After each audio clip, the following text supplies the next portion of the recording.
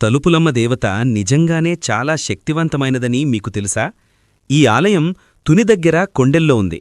అమ్మవారి మహిమకు ఒక ఎగ్జాంపుల్ చెప్తాను. ఒకసారి ఒక కుటుంబం తలుపులమ్మ తల్లి దర్శనానికి వచ్చారు.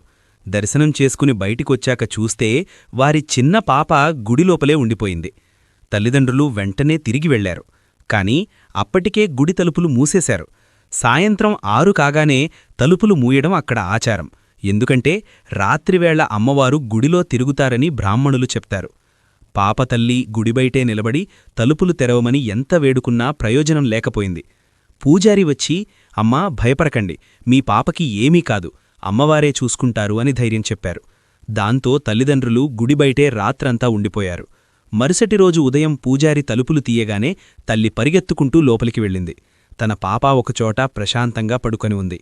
తల్లి పాపని పట్టుకొని ఏడుస్తుంటే ఆ చిన్న పాప, అమ్మా ఎందుకమ్మా ఏడుస్తున్నావు? రాత్రంతా నువ్వు నా పక్కనే ఉన్నావు కదా, అన్నం కూడా తినిపించావు కదా అని అడిగింది. ఆ మాటలు విని తల్లికి ఎంతో ఆశ్చర్యం కలిగింది. అప్పుడామెకు అర్థమైంది, రాత్రంతా తన రూపంలో ఆ అమ్మవారే తన పాపను జాగ్రత్తగా చూసుకుందని. ఇది నిజంగా తలుపులమ్మ తల్లి మహిమ. Download ShareChat.